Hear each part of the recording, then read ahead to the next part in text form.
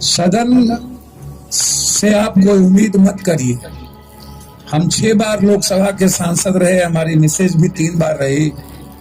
हम दोनों आदमी हिंदुस्तान के इतिहास में एक साथ लोकसभा रहे। मैडम पंजाब से हैं, लुधियाना से, और हम लोगों ने लोकसभा के बारे में इतना ही समझा है, लोकसभा सदन हमेशा पूंजीपतियों की मुखालफत करती है, ताकतवर लोगों की मुखालफत करती है। आम आदमी के लिए वहां पर सिर्फ बहस का एक केंद्र बिंदु है। आप जो दिखता है लोकसभा, वो लोकसभा नहीं है। आप इसको समझने का प्रयास करिए। आप चुन के जिनको भेजते हैं वो कभी भी मुद्दों पर आप भेजते नहीं है, देश के सवालों पर भेजते नहीं है। आप सेंटिमेंट पर लोगों को चुन के भेजते हैं, संवेदनाओं पर भेजते हैं। जब आप विकास के आधार पर किसी को एमपी, एमएलए, मंत्री, मुख्यमंत्री बनाएंगे नहीं, तो वह आपकी वकालत सदन के भीतर नहीं करेगा। इस हिंदुस्तान में जब कभी भी राजनीतिक परिवेश आई, उसमें आप उठा के देखेंगे तो कांग्रेस को लंबे समय तक लोगों ने वोट आजादी के नाम पर दिया कि आजादी दिलाने में कांग्रेस की भूमिका सबसे ज्यादा थी, तो मिला, लेकिन विकास पे नहीं मिला। कभी भी इंदिरा जी शहीद हुए तो राजीव जी टूअर हो गए, राजीव जी शहीद हुए तो कांग्रेस टूअर हो गया। कभी मंडल के सवाल पर वोट दे दिए, कभी आरक्षण पे, कभी कमंडल पे, कभी हिंदू पे, मुसलमान पे, कभी मंदिर पे, कभी मस्जिद पे, कभी गाय पे, कभी बकरीद पे, कभी कब्रिस्तान पे, कभी शमशान पे, कभी डीएनए पे, कभी बैकवर्ड पे, कभी फॉरवर्ड पे, कभी मराठा पे, कभी गुजराती पे, कभी गैर गुजराती पे। आपने कभी मुद्दों पर इस हिंदुस्तान में वोट नहीं पड़ी। यदि मुद्दों पर वोट पड़ी होती तो आज हिंदुस्तान के 130 करोड़ लोगों की ये स्थिति नहीं होती। तो हम ब्लैकमेलिंग किए, आपको कंफ्यूज किए, कभी पुलवामा, कभी जिग्नेश, कभी पट्टेदार, कभी अल्पेश, कभी जिन्ना, कभी लिंगायत, कभी बकलिंगायत, कभी सिख, कभी गैर सिख, कभी पटेल, कभी गैर पटेल, कभी जाट, कभी गैर जाट। ये लगातार हिंदुस्तान की राजनीति की एक फिरहस्त रही। आप बात तो बहुत बड़ी करते हैं, हो सकता है थोड़ी सी समझौता भी आपसे हो जाए, लेकिन कानून बनने से भी कभी इस देश में वह बात स्थापित नहीं हो पाई। इसको समझने का प्रयास करिए। नरेंद्र मोदी जी के बारे में मैं सिर्फ आपसे इतना कहूंगा, उनको 2 शब्दों में समझिए। इस 7 महीने के अंदर कोरोना वायरस में 2 व्यक्ति की आमदनी दुनिया की सबसे ज्यादा है। मुकेश अंबानी की आमदनी 31.2% बढ़ गई और अदानी की आमदनी 28.7% बढ़ गई, और भारत के कॉमन मैन की आमदनी 31.3% माइनस हो गई। मोदी जी को समझने के लिए बहुत ज्यादा समझने की जरूरत नहीं है। सिर्फ कोरोना वायरस में मोदी जी को समझ लीजिए कि कोरोना वायरस में मोदी जी ने क्या किया। मोदी जी ने मजदूरों के राइट्स को सबसे पहले कत्ल किया। मजदूर का जो राइट था, कानूनी राइट थी, उसको अध्यादेश लाके मोदी जी ने सबसे पहले मजदूरों को, भारत की इकोनॉमी यदि दुनिया में सबसे पहले किसी ने ताकतवर बनाया, भारत आज दुनिया में अर्थव्यवस्था में सबसे मजबूत क्यों है, इसको समझिए। इसीलिए मजबूत है कि भारत का किसान और मजदूर दोनों मेहनत कश है, और दोनों, चाहे साइक्लोन आए तब भी किसान खेत के आग पर, बाढ़ आए तब भी, सुखाड़ आए तब भी, बीज और खाद को व्यापारियों के हाथ, कंकन के हाथ बेच दे और हमारा बीज खत्म हो जाए तब भी किसान। चौधरी चरण सिंह का वो हमें लाइन याद है, पूर्णिया एक बार गए थे, मेरे मामा लोकसभा के सांसद थे, और एक किसी व्यक्ति ने कहा कि जब पूर्व से पश्चिम की ओर, पूरब से पश्चिम की ओर हवा जब उखड़ चलती है और जब धान और की पंखुड़ी आवाज देता है और किसान अपने आड़ पर जब चलता है तो उस धान के पंखुड़ी से आवाज आता है, चौधरी चरण, चौधरी चरण।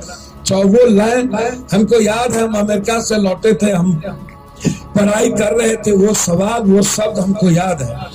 लेकिन मुझे कभी कभी आश्चर्य होता है, इतनी बड़ी लड़ाई हमारे देश में कई बार एक आवाज उठी, यह सही है कि 32 आप मोदी जी 7 साल हो गए, मोदी जी ने 7 साल में सबसे पहले आपको सपना दिखाया काला धन का। उन्हें स्विस बैंक का ज्ञान नहीं था, टेलीप्रिंटर पर वो पढ़ते हैं, उनको काला धन की कोई जानकारी नहीं थी। उनको किसी ने कहा कि आप कंफ्यूजन या भारत सेंटीमेंट में वोट देता है, आंख बंद करके आप जितना झूठ बोल सकते हो बोलो, आपको वो स्वीकार कर लेगा। मोदी जी ने बड़े लंबे समय तक झूठ बोलते गए। पहला उन्होंने काला धन, नोटबंदी के सवाल पर मोदी जी को कोई ज्ञान नहीं था, कोई जानकारी नहीं थी। पहले तो भारत की इकोनॉमी के बारे में मोदी जी क्या समझे क्या नहीं समझे, मुझे इस बात की जानकारी नहीं है। नोटबंदी में उन्होंने सबको चोर कह दिया। हम जब गांव में गए, गरीब आदमी ने कहा कि पप्पू बाबू अबड़ी त लगत तरह की सब पैसा हम सबके, हमारा जितना पूंजीपति बात सब पैसा अबड़ी देश के गरीबन के हो जाए। अब गरीब के ब्रेन में ये बैठ गया था कि ये पैसा जो है पप्पू यादव का या अन्य लोगों का, ये मेरा पैसा होता है। अब इन्होंने लंबे समय तक ये कंफ्यूजन पैदा किया गांव के गरीबों को, अरे पैसा तो मेरा, क्या हुआ? अरे पप्पू जी छोड़िए ना, क्या बात करते हैं आप, इतनी लड़ाई लड़े बचपन से, यूनिवर्सिटी प्रेसिडेंट थे, अब तो हुआ, अब तो गरीबी गई, चट मंगनी तट दिया, मोदी जी आए और गरीबी गई। नोटबंदी में लंबा कंफ्यूजन हुआ।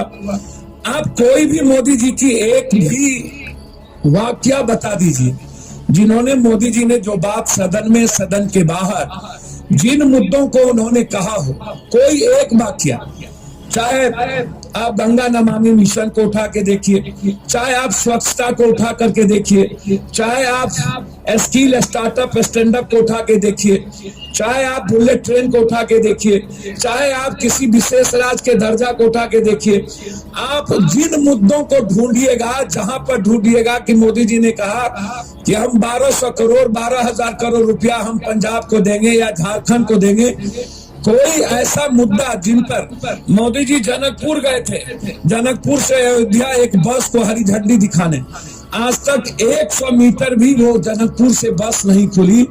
एक देश का प्रधानमंत्री झंडी दिखाता हो और 1 मीटर भी बस नहीं चलता हो। भात के हंडी के एक चावल से पता चलता है भात पक गई। अब मोदी जी को समझने के लिए क्या पूरा भात रगड़िएगा तब पता चलेगा कि भात पक गई?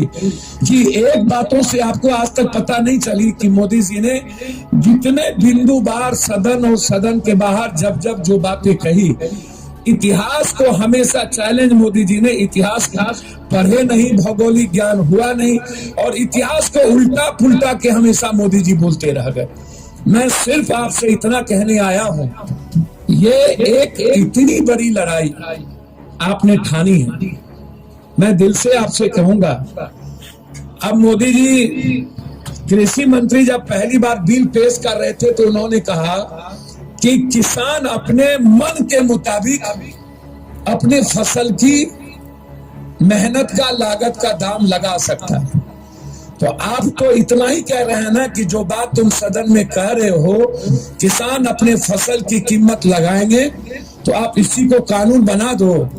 हिंदुस्तान के इतिहास में हमेशा से 3 बातें आई कि या तो आप कृषि को उद्योग का दर्जा दे दो, या नहीं बीड़ी बेचने वाले, चाय बेचने वाले, पान बेचने वाले, हल्दी बेचने वाले, ये जो बाजार है जो हम पैदा करते हैं और जब जाते हैं तो कीमत वो लगाता है, तो मैं अपने फसल का कीमत भी मेहनत और लागत के मुताबिक लगा पाऊं, ये अधिकार आप हमको दे दो। किसान है कहां इस देश में? 85% लगभग हिंदुस्तान में किसान नहीं, और बिहार में 92.3% किसान नहीं। या तो सीमांत किसान है, या तो बटेदार है, या तो दहियारी मजदूर। किसान पंजाब में, किसान उत्तर पश्चिम में, किसान जो ट्रैक्टर जोतता हो जिसके खेत में, और जो हमारे यहाँ तो किसान लगभग नहीं है, लगभग किसान ही, जमींदारी थी बहुत बड़ी बड़ी, हमारे बिहार में या तो 10,000 बीघा जमीन था, 2,000 था, 3,000 था, 500 था, 600 था, या तो फिर धूर में है, कट्ठे में है, 10 धूर में है, 1 कट्ठे में है, 6 कट्ठे में है, 5 कट्ठे में है, 1 बीघा में है, 1.25 बीघा में है, 1.5 बीघा में है। एकड़ में जमीन 92% लोगों के पास नहीं। अब वो आदमी कहता है कि सिर्फ उत्तर पश्चिम का किसान क्यों बाप बाप कर रहा है। इनको ज्ञान नहीं है, जोगी जी को पढ़ते कम है। ये गोरखपुर में मठगरी किए, गुंडई किए और मुख्यमंत्री बन गए, और आज भी लोगों को गुंडई के तरीके से ये चलाना चाहते हैं। इनको ज्ञान का पता नहीं, सिविलाइजेशन का पता नहीं, इतिहास का पता नहीं। इन लोगों ने एक ही इतिहास पढ़ा है कि समाज को बांटो और सत्ता की सियासत के कुर्सी पर बांट बैठो। इन्होंने दूसरा कोई इतिहास, लोगों के बेहतर जिंदगी के निर्माण के लिए कोई बात इन्होंने नहीं की। आप जीना चाहते हो, उत्तर पश्चिम का किसान, उत्तराखंड का किसान, हरियाणा का किसान, पंजाब का किसान एक बेहतर लाइफ जीना चाहता है और अपने फ्यूचर के लिए जीना चाहता है।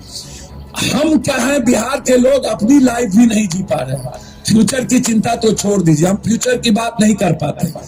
हम सिर्फ आपसे इतना कहना चाहेंगे कि मोदी जी से आपको उम्मीद है, आज भी उम्मीद है, मुझे समझ में नहीं आता। आप इस बात को समझिए, ये किसान पर हमला नहीं है, ये भारत पर हमला है।